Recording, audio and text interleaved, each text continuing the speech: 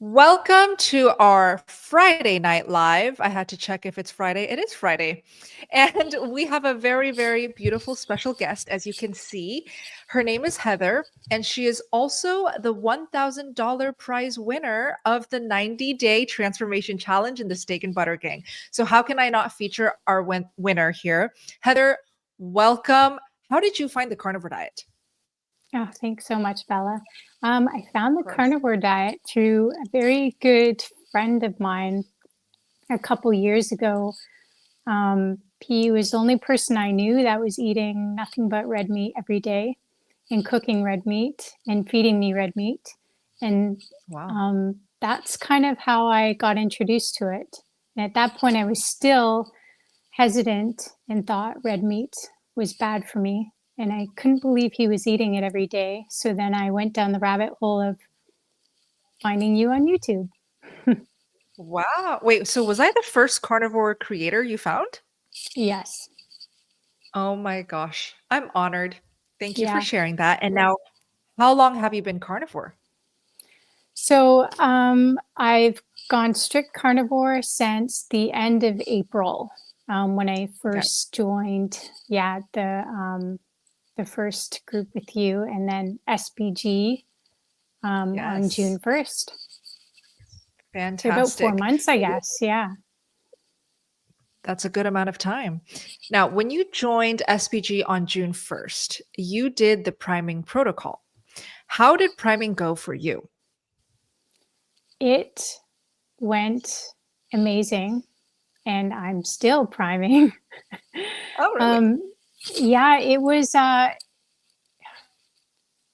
really life changing because it wasn't something I've ever done before. I Mhm. didn't realize I was under eating, and the priming protocol really got me completely in touch with what my body needed with Yeah. fat and protein and all the things. So it's and yeah, every day was different.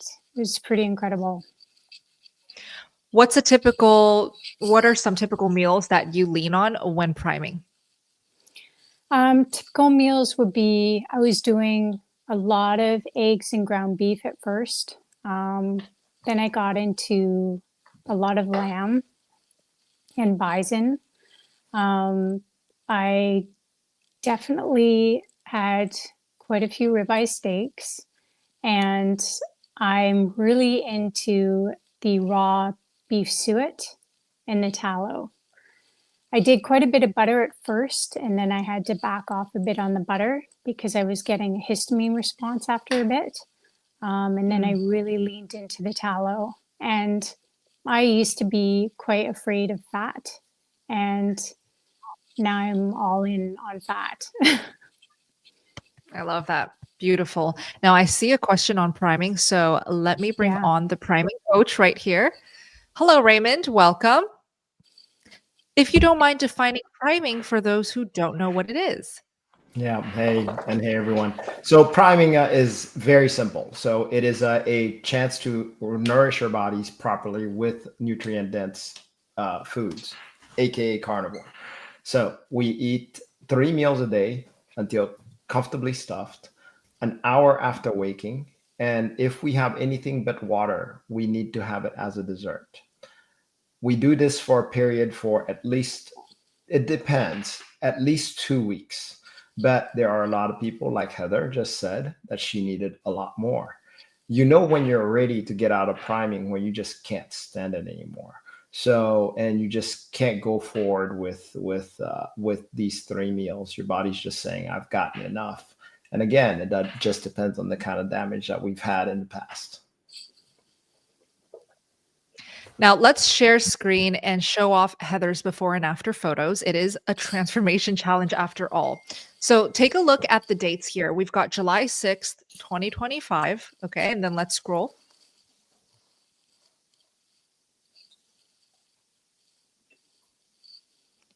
And then now that's about a month and a half later. Heather, do you want to talk about what's going on here? Yeah, I've definitely, with my skin, I just have so many rashes and hives that break out, mainly on my body, on my face. I was getting a lot of little whiteheads all over my cheeks and a lot of redness. And just in a short time, and that was just, yeah, July to August. Quite a bit of a difference. I found I had more like dewiness to my skin, more clear, less dryness. My lips really cleared up too. They were really chapped and cracked, and they really cleared out. Nice. Let's go to the next photos. Okay, wow. So it is zoomed in a bit too much. So let's zoom out a tiny bit. Yeah, there we go. Okay, so let's start from the top. I think there are dates for Heather's photos here. Okay, so before SBG, before she started the 90-day challenge, and then after. So let's look at the skin before and afters. Yeah, that's a huge difference. So what are you struggling with in the before afters? Before photos. It's pretty wild. I was having really bad hives and rashes all over my legs, the front of my legs, along all of my arms, and around my chest area too. I had gone to the hospital 3 times in 1 year because and my palms so bad, and in between my fingers, and the itching was so bad. I had to go to the hospital, and it was nothing but antihistamines, steroid creams, and it just kept flaring up. So, I mean, it would suppress and then it would flare up, and it was a nightmare. Yeah, it was quite the nightmare. And the time between the before and the after, how is your skin doing now? Is it still as clear and smooth as the after? It is. And I'm almost afraid to say it out loud because I haven't had a flare up since going carnivore. Wow. And it's brought me to tears quite a few times, because anyone who's had rashes or hives and the pain and the suffering behind it, you feel pretty helpless. And to be able to, like, this went on for more than a year. I couldn't shower, I couldn't bathe.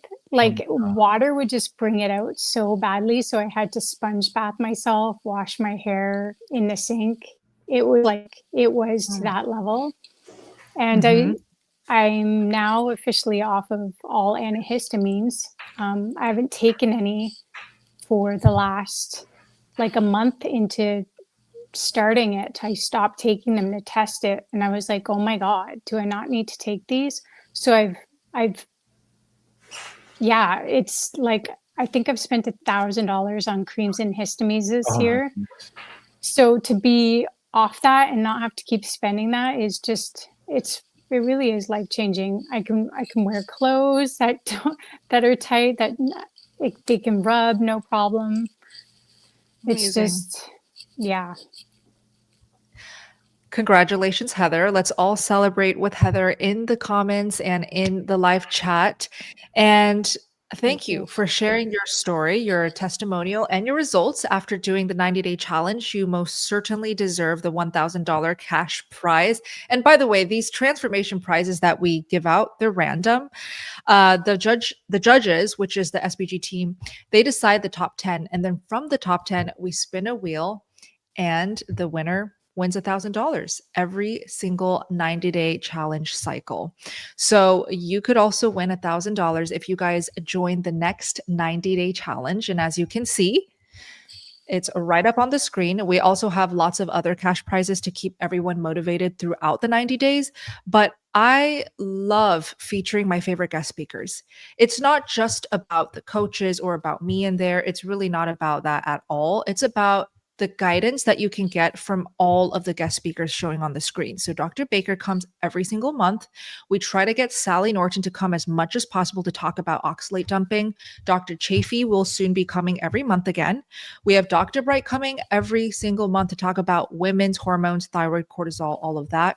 And Dr. Ovadia, the expert on heart health, he comes frequently as well.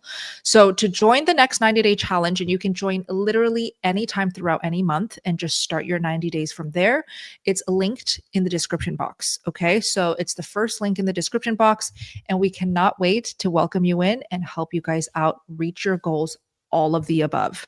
So we'll stop share. Heather, any final words of encouragement for a newbie carnivore watching? What's your best tip on how to get started?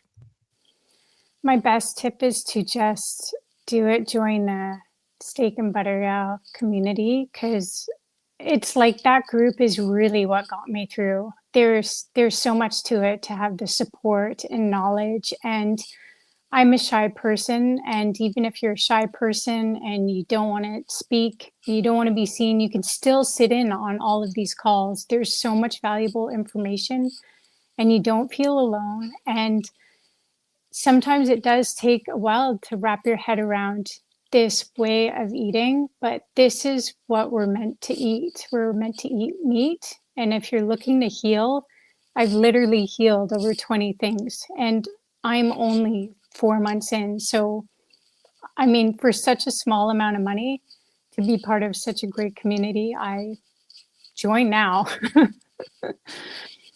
Yeah.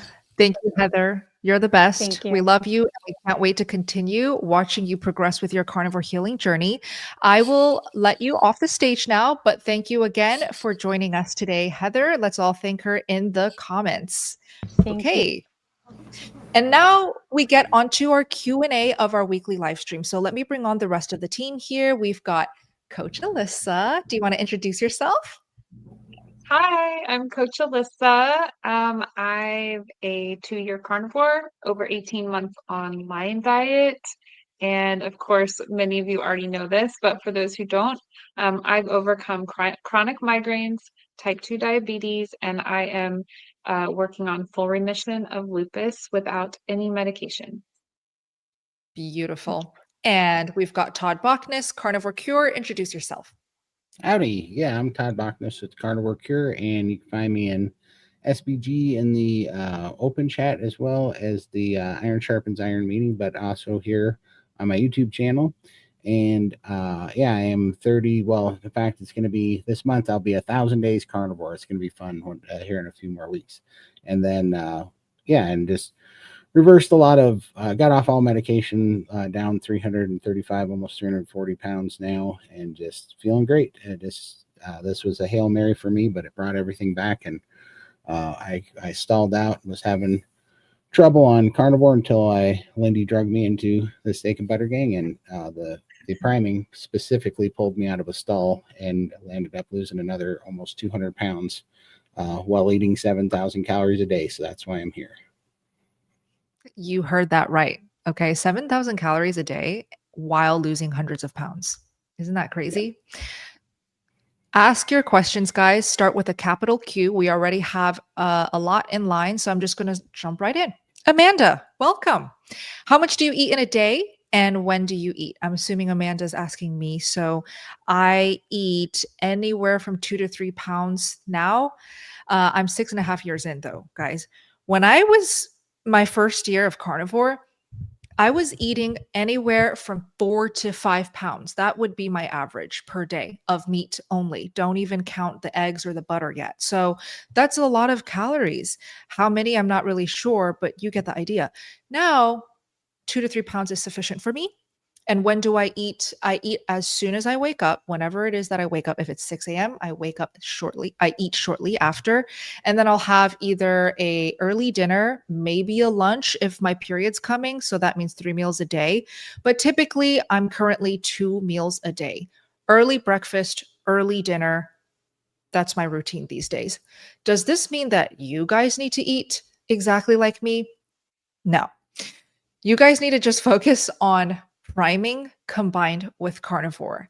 We're never going to stop talking about priming here on these live streams, at least, because we are seeing it work for so many carnivores day in, day out, day in, day out. This entire team right here, they literally pick up new carnivores and they take care of them every single day in the Steak and Butter Gang. And we're seeing victories daily when people start embracing priming combined with carnivore. So if you missed the beginning, priming is basically focusing on eating 3 meals a day for as long as you need. You need to nourish when going carnivore, because when you're eating only meat and fat every day, you can easily undereat. It feels like you're eating enough, but you're actually not. So you do have to be on top of that. Hopefully that helps, Amanda. Austin, I've been carnivore for 3 months. I was fully primed, but now something changed. I'm getting sugar cravings badly. Do you have tips, Raymond? Yeah, and that's very common. So, first of all, you've been carnivore for 3 months, you've primed, you notice your sugar cravings went away. But it's interesting what you said. Something changed. And that's what we look for. What is it that changed? Could it be stressors around your environment?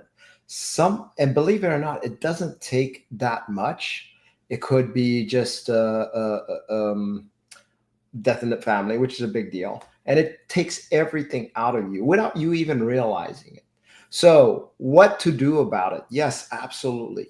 The only thing to do is go back to your priming. So let's say you've been at 2 meals a day and just coasting after you primed, and you just decide that it's just time to go back to priming. Go back to your 3 meals a day, obey the laws.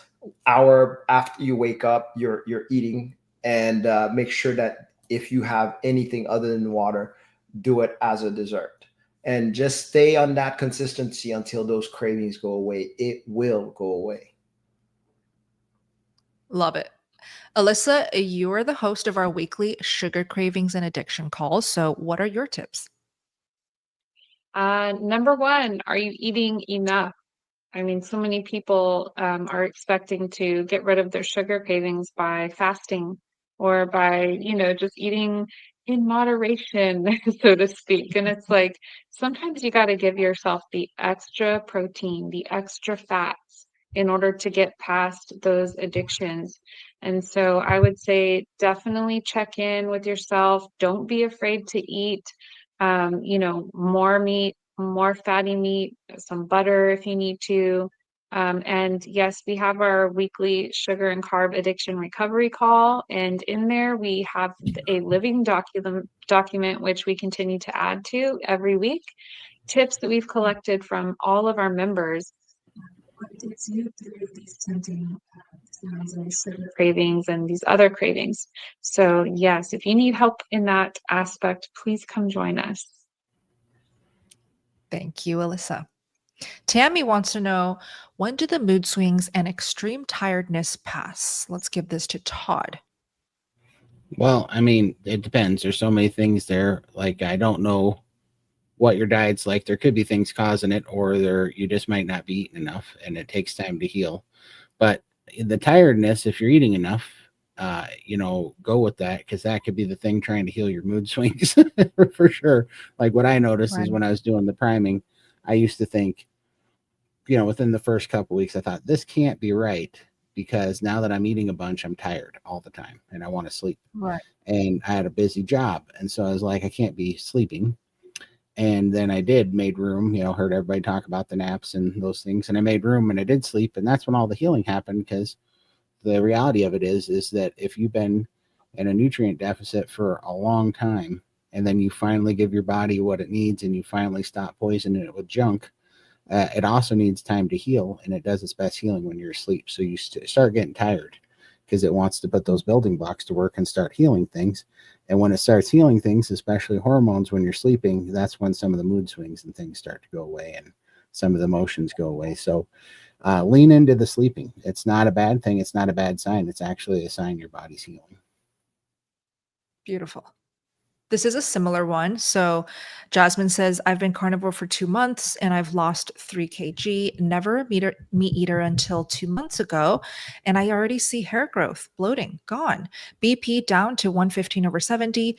But why is my brain fog not going away? So exactly what Todd said to the previous question, Jasmine, you're so new. You're only 2 months in. That's only 60 days. You're probably still recovering, healing. Your body is in rest and recovery mode. You may confuse that with brain fog, but here we see a little bit more of tiredness, a little wanting to slow down. Could be confused for brain fog and issues. No, rest. Just rest. I slept more than I ever have when I was new to carnivore. Okay. And so if you have the luxury to nap and to maybe lengthen your sleep hours, you really should. That will really help with healing. Okay. So it's not an issue. Don't worry. Keep us posted. You're doing great. Congrats. PJ, does anyone do macros? Is this important after priming? Anyone here do macros? I did for a little bit. I think that it's important only if you get stuck and you're wondering if you're under eating or overeating. But I think if you can do it at first, just for troubleshooting, is the only reason why I've ever done it. Perfect. Raymond, any thoughts on macros after priming? Yeah, so it's interesting that you said after priming, and I'm glad you didn't do macros during priming because I want you to feel it out. Feel out the amount of fat you need, feel out the amount of protein you need.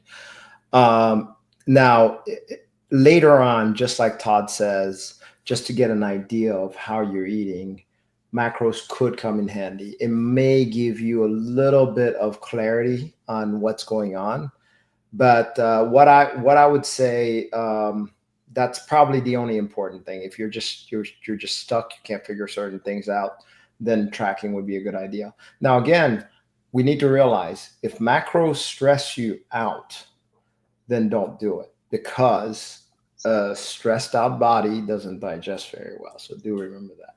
Well, and remember, macros don't mean calories. The macros we count are never calories, ever. Exactly. Yeah. Macros is very much like how much protein are you eating and in comparison and in ratio to how much fat you are eating. So would love to know who's kind of tracking the macros and tweaking the macros. Let me know in the comments, please. Vonda, welcome. I've been doing carnivore for more than 2 months. Every time I eat, I have diarrhea. Why is that? Anything I eat, I didn't have any food allergies before. So she's having diarrhea, Vonda. This is so normal that I'm not surprised. Like I expect diarrhea for anyone who goes carnivore for the first time ever. But what you can do as quick little fixes to give your body that break that it needs from the extreme diarrhea, like I had it, I get it. You can stop eating the melted fats. So if you don't know about this hack yet, it really is quite life-changing. Don't drink those fats. If you're cooking ground beef in your pan and you see fat oozing out, please do not pour that on your plate and eat that or drink it. Instead, eat solid, cold, frozen fats, which is why I, to this day, love having my butter chilled on the side. I'm not smearing melted butter on my steaks. You never see me do that. I am not dipping my steak in melted butter. I eat it cold and solid for a reason, because it's easier to digest and absorb, and it doesn't send me to the toilet. Alyssa, any tips? Yeah, I mean, I agree. The temperature matters so much. So even eating your meals at a cooler temperature, let them cool off some, because in those early days of carnivore, even if you're not drinking the rendered fats, having that meal at a very warm temperature can also stimulate a bowel movement. So I would just say, yeah, and you may need to back off a little bit if you're trying to like jump into carnivore and be like, a 3-to-1 ratio and eating 5 sticks of butter a day. It's like, well, maybe you should pull back a little bit, have a little bit of less fats, find that happy place of how much can I eat and not have these frequent bowel movements every time that, I eat, and then work your way back up. I love it. Fantastic. Okay, so let's keep going. I accidentally unstarted when I meant to show it on screen. What do I do? Now we lost it, right? Well, I'll go find it. Was It's it the Vegas question. Yeah. Yeah. Thank you. I'm looking. Should be towards the top. But the Vegas question is basically about what to order, how to stay on track when traveling. Yes. Thank you. Thank you. Deanna, carnivore for 6 weeks, going to Vegas. I'm worried about staying on track while on vacation. What is the best approach? Well, lucky for you, I'm moving to Vegas and I'm living there soon. But I actually got a really good taste of what it's like to live in Vegas before we decided to move there. And Vegas has so many wonderful carnivore options, restaurant wise. Not only do you have cheap options like Five Guys, In-N-Out is in Vegas, you can also go to the restaurants like Hot Pot, Korean barbecue, Japanese yakiniku, and steakhouses, obviously. But I recommend Brazilian steakhouses. So those are all you can eat. If you have never gone to restaurants as a carnivore, write this down. Hot pot, Japanese barbecue, Korean barbecue, Brazilian steakhouse, and In-N-Out, Five Guys. That's all the restaurants that you need to stay carnivore anywhere in the States. Like, can you think of anything else, Todd? No, I mean, honestly, I avoid the regular steakhouses and I go to those places too, because the regular steakhouses, God, they're so expensive and they suck. Like most of the really expensive steakhouses suck for what you get out of them. So no, I agree. Yep. I tried those in Vegas and stuff when I was down there, and man, I'd pay $200-300 for steak, and I was like, I could have done this for $30 at home, like 10 times better. They all suck. No, exactly. I think those are the best way. Don't spend a lot of money on it when you're down there. Just do what Bella said. Those are the best bang for the buck for sure, especially the Brazilian barbecue ones, and especially if you learn the ropes and you take the whole damn thing off the spit. That's what I do. Yes, shamelessly, guys, you can do that. You just have to say, "Oh, can I just have the whole chunk?" And they'll literally put the whole chunk of picanha on your plate. I don't even ask. When they give you the little pinchers. Yeah. When they give you the little pinchers and they start sliding that little piece off, they want you to grab the little piece. I grab the whole thing and I go, "Thank you." And I start sliding down the spit. And I do it because the look on his face is priceless every time he goes. Because as soon as your tongs touch it, it's over, because now you're just contaminated. It's like a piece of meat. So they got to give it to you as soon as you, So they want you to grab that little piece, and I don't. I let them start cutting that little tiny piece off, and I grab the whole thing. I'm like, thanks. I just take the whole piece of meat off. It's hilarious every time. It never gets old. Alyssa, did you not know about this tip? Your face is like stunned. Yeah, no, I am so bitter, honestly. I'm so bitter because nobody told me about things like this. And I went for my birthday, or it was like, I think for Mother's Day, my kids took me there. And I was so excited. And the lamb came around and they would give me a little sliver of lamb. And then I wouldn't see them for like 30 minutes. And I'm like, come on. I ended up getting like probably 4 ounces of meat the whole night. And I'm like, I am never doing that again. No, if you let them control the pace, it's so stupid. But yeah, you just got to throw elbows and take what you want. It's hilarious. Exactly. Try it. Okay. Flag, welcome. 2 meals a day, same calories as 3 meals a day. Oh, I think there's a follow-up when I talked about my meals. I don't know. I really don't know. I don't track my calories. I think he might be asking if you're priming. If you're doing a 2-mad versus Raymond. Yeah, again, there's a reason why we don't like tracking calories. So a lot of people get stuck on the calories. Oh, I'm eating these 3 meals and this is how much I'm eating. So I need to make up for it by eating 2 meals so I don't undereat. Meanwhile, your body's like, I don't want to eat that much. So when you get to that 3 meal amount, obviously it's going to be a bigger calorie. And when you've done that enough times, it's kind of like recharging your battery all the way to the top. And you don't need as much juice anymore. So when you get to 2 mad, allow it to eat till comfortably stuffed for the 2 meals. But no, don't try to get the same amount as the 3 meals. It shouldn't, it's just going to make you uncomfortable. And all of this is to be comfortably stuffed. So go with that, and you're fasting for, you will be hungry throughout the day. So that's your first portion of fasting. Perfect. Sunshine, I've been craving cream cheese. Used to eat it with a spoon, no sugar, just cream cheese. Should I prime? I've been carnivore since June 1st. Okay, Raymond? Yeah, I mean, for sure. You definitely should prime. First of all, eating just cream cheese, please don't do that. Cream cheese is great with as a side dish, but eating it as a meal is, and definitely the way you're saying this, you really do need to prime, and definitely add some muscle meat in there or some kind of denser nutrition like eggs, however that goes. Dairy is kind of light. It's good as an enhancement and a side dish. Perfect. Let's keep going. Cam, I'm on my 3rd day of priming. My energy has doubled. Wow. Only in 3 days and your energy has doubled. That's great. Congrats. I love it. And I'm learning about my own body and healthy levels. When I need to eat, oh, okay. I am in the 90-day challenge. Bella's group is over the top support. Yay. Thank you. So Cam wants to know, what's her question here? Is it just an update? It's just a shout out. Okay. It sounds like. Thank you, Cam. Love it. Thank you. Thank you so much for sharing that. We love these victories. Now, I didn't specify this in the beginning, and I just want to keep in mind we have people watching these live streams as playbacks as well who don't know like how priming is taught in the challenge. So, Coach Raymond, who's right next to me, created the priming protocol. And I walked the priming protocol during my first year of a carnivore diet. After doing the priming, my period came back. I felt like my ravenous appetite finally died down. But that's because I committed to the priming protocol, which is 3 meals a day, every single day, until you feel like you can move on to the next level. So Raymond teaches his protocol every single week in Zoom calls. So it's not just a website and he gives you a guide and good luck, bye.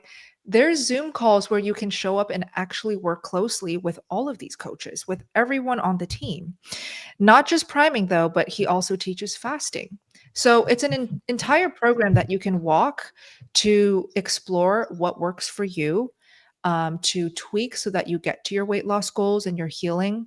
Coach Alyssa, right here under me, she does weekly sugar addiction and sugar craving calls, strictly to help you troubleshoot.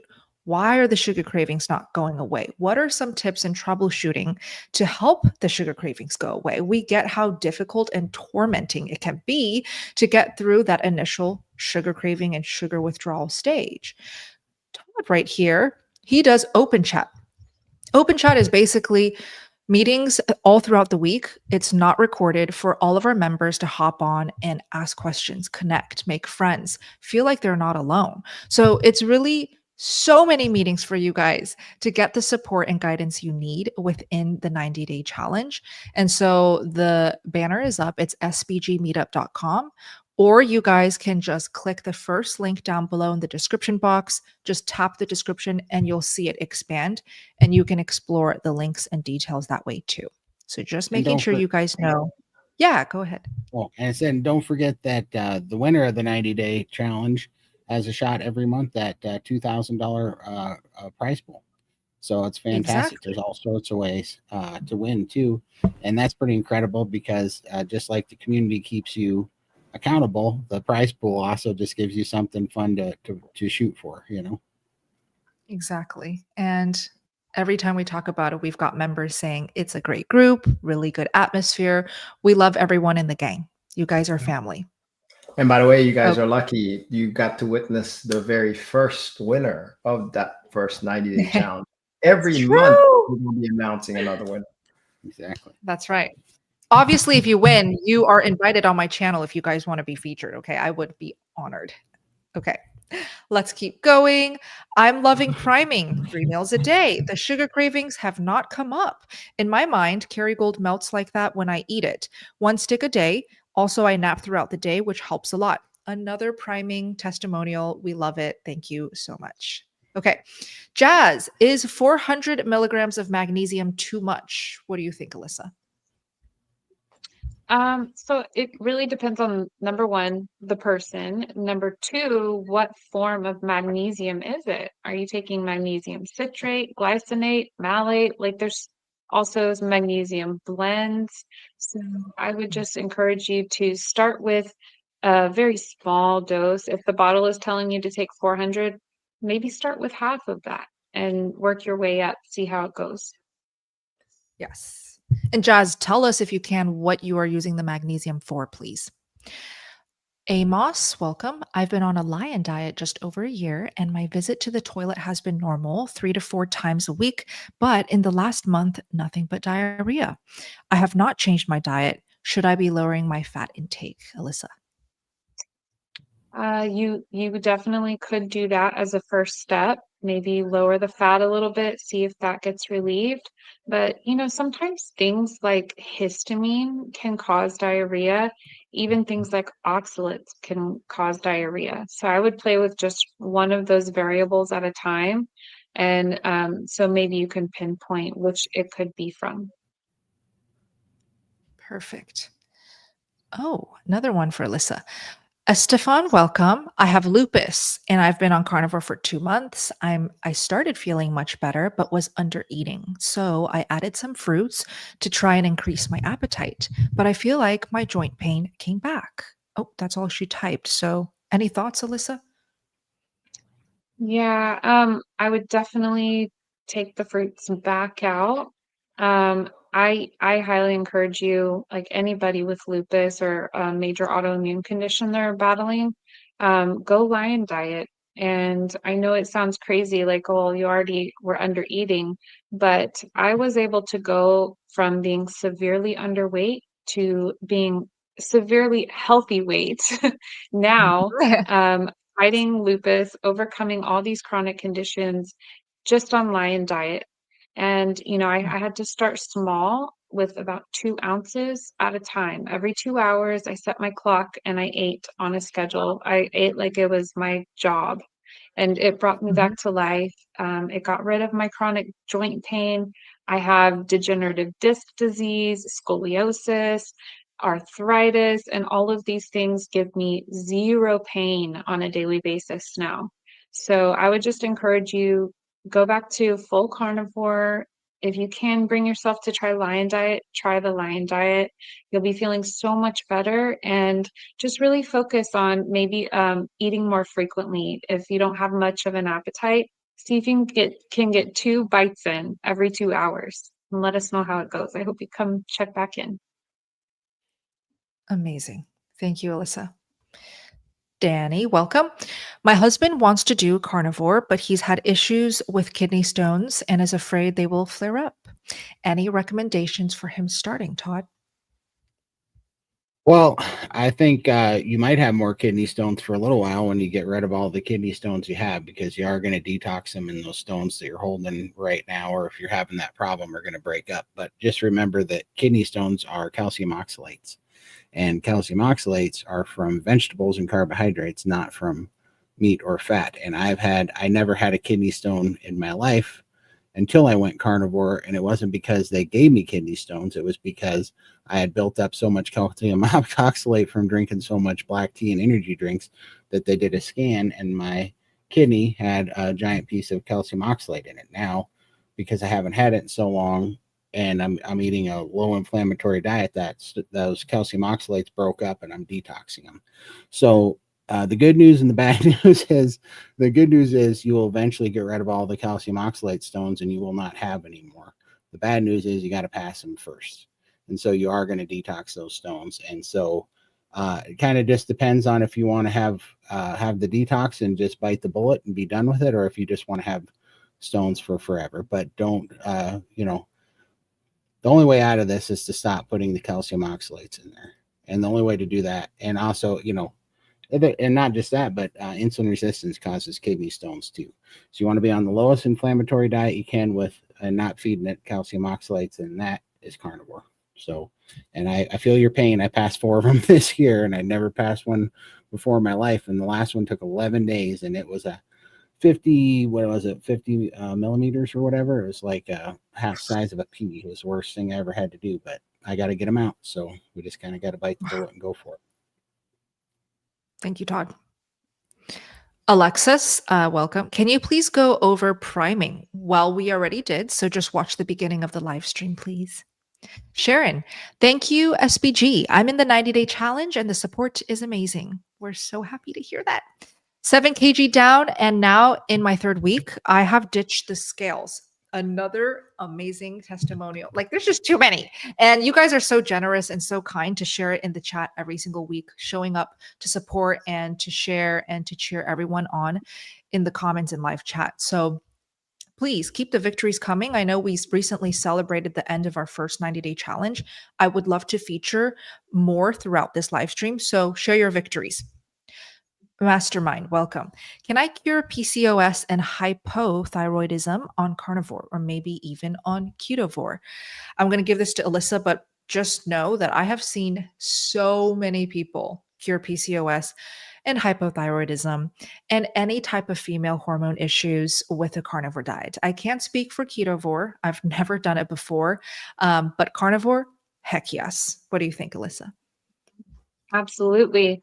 And, I like how Dr. Kilt has renamed PCOS to stand for plant caused ovarian sickness. It's so true. Like it really is. It has to do with insulin resistance and your blood sugars being too high. I mean, when you go to carnivore, just like type 2 diabetes reverses, so does PCOS all the time. And then, of course, these healthy fats that come with carnivore, that's what we need to heal the hormonal dysfunction that causes the PCOS and the hypothyroidism. So my vote is for carnivore. Exactly. Me too. I think we all vote for carnivore here. Okay. Keep us posted though. Jazz. So this is is there such a thing as too much magnesium? Jazz takes 200 of malate and 200 of glycinate for the knee pain. What do you think? Is that too much? That doesn't sound like too much in my opinion. If you're doing fine on it, then continue. If you're not having any issues with it, go right ahead. But I don't know. I haven't really heard of people, using it for knee pain. If anything, I would just maybe try to up your fats. That would be more effective in lubricating your joints and helping with the knee pain. Keep us posted, Jazz. Jack, what is the best way or ways to determine how much body fat you have? Should I be purchasing a scale? Raymond? Yeah, you could. I mean, there's those scales where you hold the hand thingy. And it's actually pretty accurate. So I've done a DEXA scan also, which that's supposedly the gold standard. And I've tested one of those scales and they're pretty close. So, but really don't, if you're going to be on this diet, please don't weigh yourself. Don't check your body fats. I mean, I understand that's some people's sole goal, but we're going to miss out on so much else if that's all we're focused on. So just a warning there. And Todd, you were shaking your head. What are your thoughts? I hate those scales. I think they're stupid. I hate them so bad. They annoy every part of my being. And if he's talking about best, the most accurate, an MRI is like the really super accurate way to get your body fat percentage. But I don't know. It's just like counting calories or something. What are you going to do when you find it? like, are you going to let it screw up what's making you feel good? Because you're going to try to, like, every one of these measurements that we do, it's great if you just want to know them for anecdotal reasons. But if you think that you're going to manipulate something and change up something and not let your body do it, that's the whole thing that SBG showed me, is that if you just give the wheel back to your endocrine system and you heal your hormones and you let it take the wheel again, because we have been so screwed since we took that job away from it. We've been really, since we started counting calories and playing with our food and trying to restrict, that's when we started trying to play body manipulation. And we have quite screwed things up since we've started doing that, for our society. Like, we're not better off from it. And so why not just go back? That's what it showed me. And that's what ultimately freed it. Because you could do all sorts of stupid things to try to play around with that percentage and try to force things to happen. And then you just end up back on the diet roller coaster that is not working and hasn't worked in 70 years for anybody, like, it's crazy. So Todd, share how you personally measure progress now. I measure progress by feeling good. Like, I was just thinking this morning that I used to get on, just a year ago, I'd get on the shake plate for 10 minutes and my legs would be hurting and I'd be kind of tired and I'd have to go sit down. And now I do 10 minutes and it goes by so fast, can't even realize it is 10 minutes. And now I can do my legs on the shake plate and then my arms on the shake plate and do 2 or 3 whole rounds on the rebounder before I even have to sit down or even think about breathing heavy. Where before I was counting down the seconds until the 10 minutes was off just a year ago, right? Everything comes back around. And that was even through a stall. And what's even crazy is since I've been dealing with my testosterone, I gained like 62 pounds and I've never felt lighter or stronger in my life because it's just a composition change. My clothes are fitting lighter, all this stuff. Oh, I was just looking, I got one of these copper bracelet things and that used to be tight, just like 3 months ago. So I gained 60 pounds and that much fluid and crap came off. We have no idea how much of our body weight is fluid and inflammation and things healing up and these composition changes that happen. But if you have more strength and more stamina and you feel lighter and your clothes fit lighter and you have more range of motion and things don't hurt and you don't feel stiff and swollen, that's all that matters. And you can sacrifice and lose all that playing with numbers, trying to manipulate your body by under eating. Because if you get stuck on those numbers, and this is why really the only reason to track at all is just because if you're not feeling good, like if you start to have a negative symptom of not feeling good, being tired, and you just can't seem to get over it, most of the time it's from under eating. And it's not going to be from under eating calories. It's going to be from under eating fat usually, and sometimes protein. And then it's a good time to just really check, because you could think that you're eating, let's say 180 grams of protein, and you might find out you're eating 120 grams of protein. Or you could think that you're eating 300 grams of fat or something. You might find out you're eating 120 grams of fat. But never do we check calories, because they mean nothing. And once you get the visual and you understand where to go with it, then stop tracking and just use that as a marker to get it up there, see how you feel. And as soon as you can dial it in to see the volume to get it to where you feel great and you're sleeping good and you have a lot of energy, leave it there and just keep chasing that feeling and not anything else. No numbers, just that energy, that health, Well said. So good. Thank you, Todd. Jim, welcome.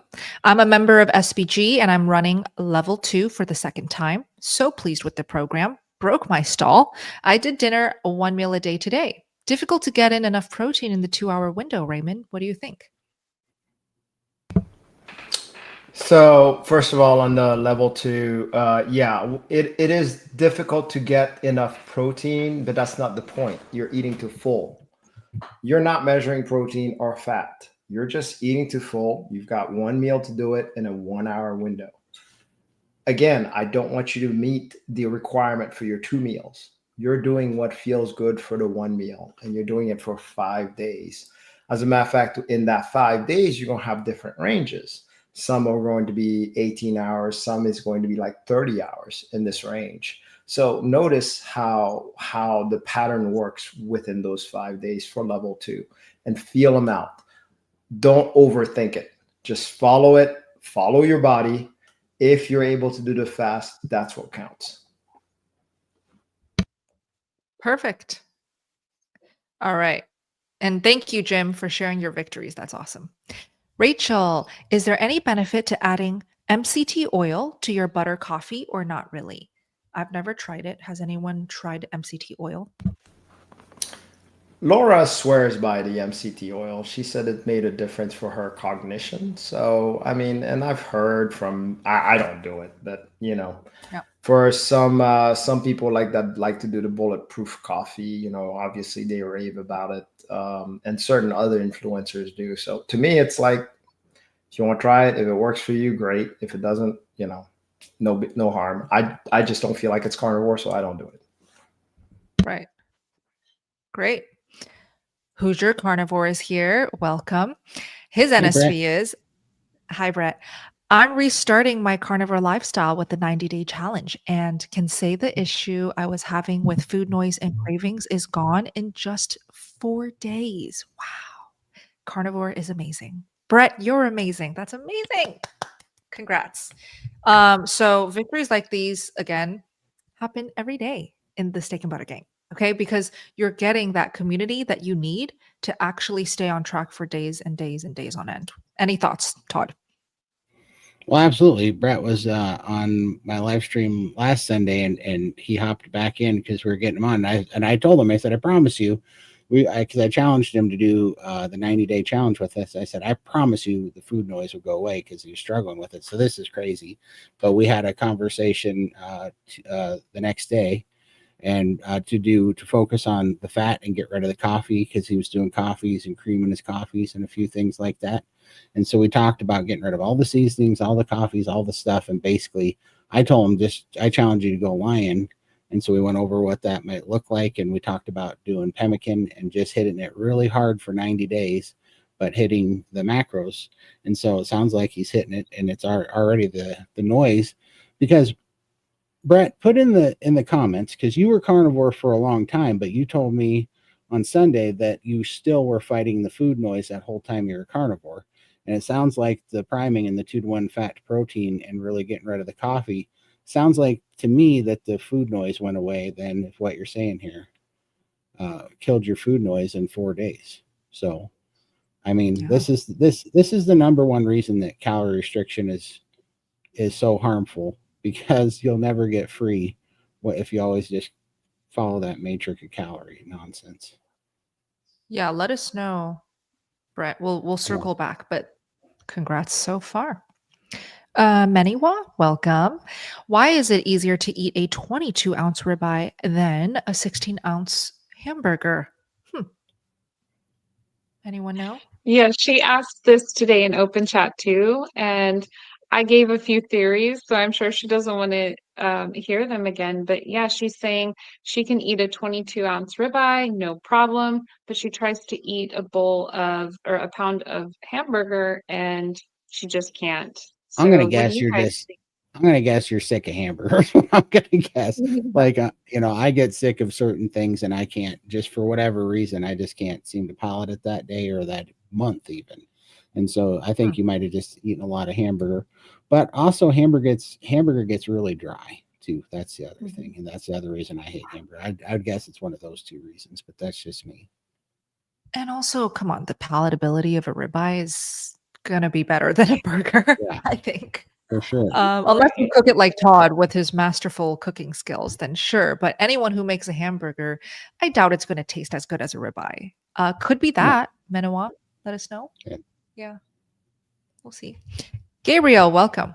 Will priming break a stall? I feel I should be further than where I am. I'm 6 months in. I'm 32 years old, woman, 255 pounds, lost 15 and 4 inches so far. Let's start with Raymond. Oh, Todd, you want to? No, it's okay. You want? No, I was just gonna say that I did OMADs and for 9 months, and I'd lost 100 and some odd pounds, and then I stalled for like the last 4.5 months of that, and I couldn't lose nothing. And I was down to like a pound and a quarter meat, like 1,700 to 1,400 calories a day. And the cravings came back, the anxiety came back, the depression came back, and it was making me so mad. And that was when Lindy took pity on me and drugged me into SBG. And that was when I did the priming. And I thought, no way this is going to work. But that's when I went from eating 1,700 calories to eating 7 pounds of meat a day for the next 7 months. And that's what broke my stall. And that was what put me on the path to lose like another 200 pounds at way more calories. And this is why the calorie matrix is so stupid, because the calories are not what determines. Yeah, you can starve yourself if you do it long enough, but it's never going to stay off. But if you really want to get your metabolism healthy, and if you want to get your your composition worked out, you got to heal your hormones, and you got to heal your metabolism, and you're not going to do that by starving. Exactly. Amazing. I want to celebrate Kelly V's 1-year carniversary, which was September 1st. Happy carnivore. Kelly's an awesome SPG member, and he's doing fantastic, and he loves it here. So happy carniversary, Kelly. Yes, congrats. Love it.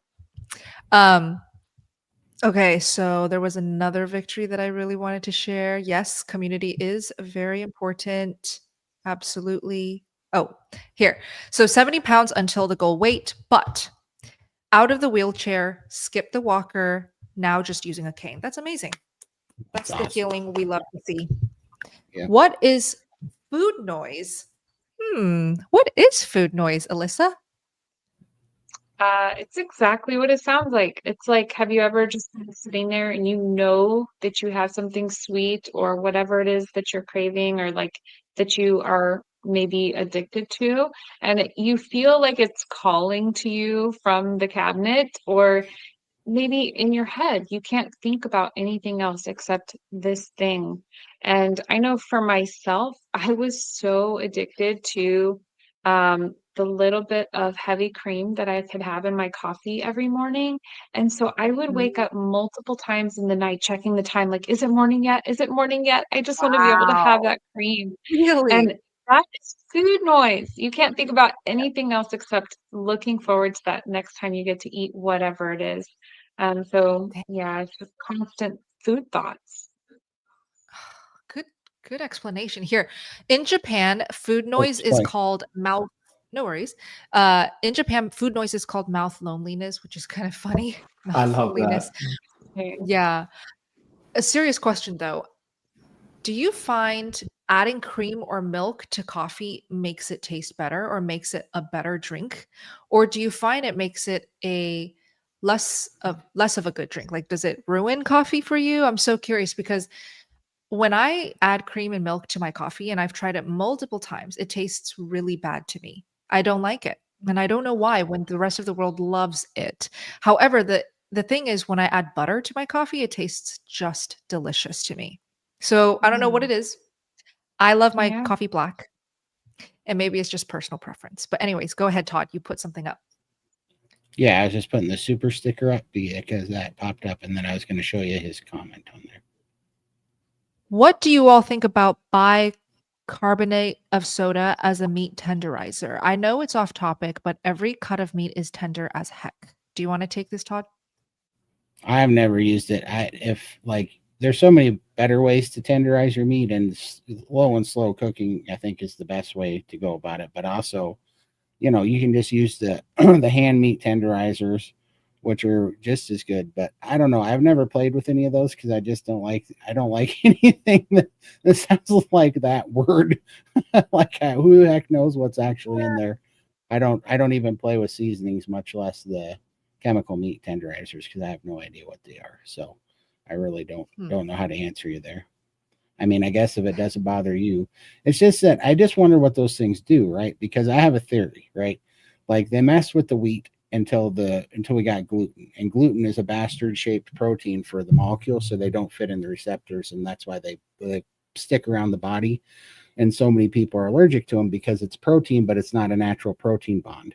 Well, then I found out that on the chicken, when they started incubating the two species of chickens together, that's why it was making my dog have seizures, because it's also creating like a bastard protein that it screws up the bond of the protein. So I just wonder what those tenderizers do to protein, and if it's causing another problem, and if it can mess up the protein enough to where you don't absorb much of it, or if you're, like if it's not doing the job. I just don't trust them, basically, Hmm. you know. Yeah. What do you think of those hammers to tenderize meat? Yeah, those are great. Those are fantastic. The meat tenderizer hammers and the ones that have all the little pokey needles in them, all those are great. And those are great if you have any kind of carnivore marinade that you want to use or whatever. But yeah, I don't think there's any problem with those. I do those way before I do the chemical ones, because who knows what that Okay. stuff's actually doing to it. So Right. then we got Perfect. another. Let me see if I can find this one. I'm trying to find. There we go. So he had. Nature. Oh, wow. Yeah. Yeah. Thank you. So carnivore lifestyle makes life easier when you shop or cook for sure. Also, it's been easy to stick to it and I don't feel like veering from the plan. That's great. Oh, I think this is maybe the comment that he or she wanted to pair up. Thank you all Okay. so much for your time and support. You are all amazing and a blessing. That's so nice. You really didn't have to give a sticker, but we really appreciate it. Thank you so, so, so much. So kind. Okay, shall we keep going? Yamit.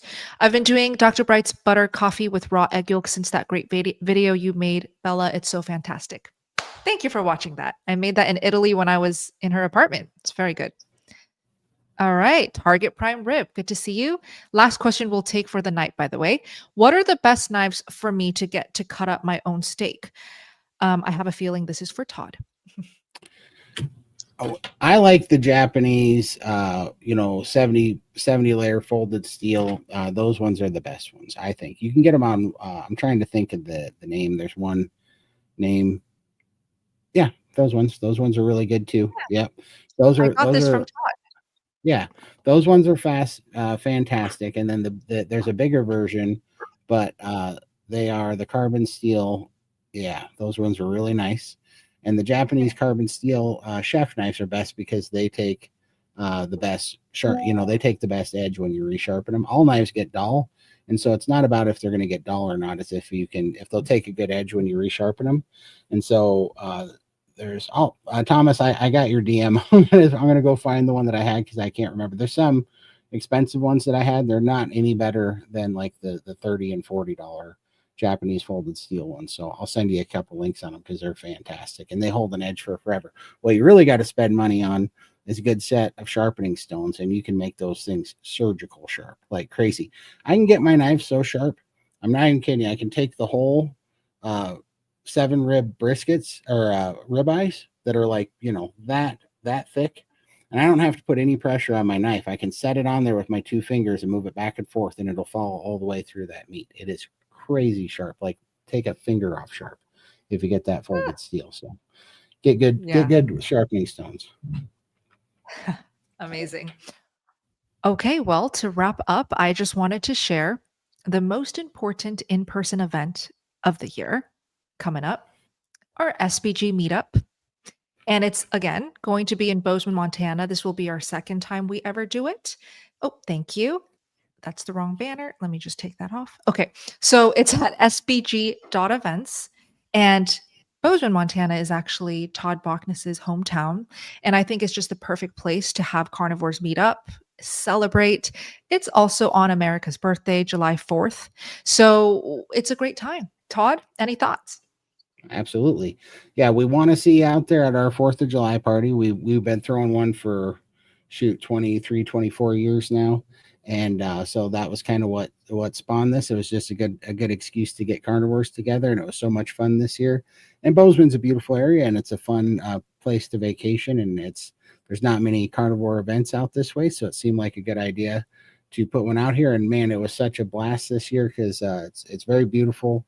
It's the connection that everybody made here, because we've really focused this one about just celebration and community and just hanging out, and not so much as a some sort of convention or or kind of very impersonal event that takes you up. It's so much time for talking with everybody and just celebrating and getting to know everybody. And man, to me it was fantastic. It was definitely, I'm a little biased, but it was definitely the best one I've been to so far.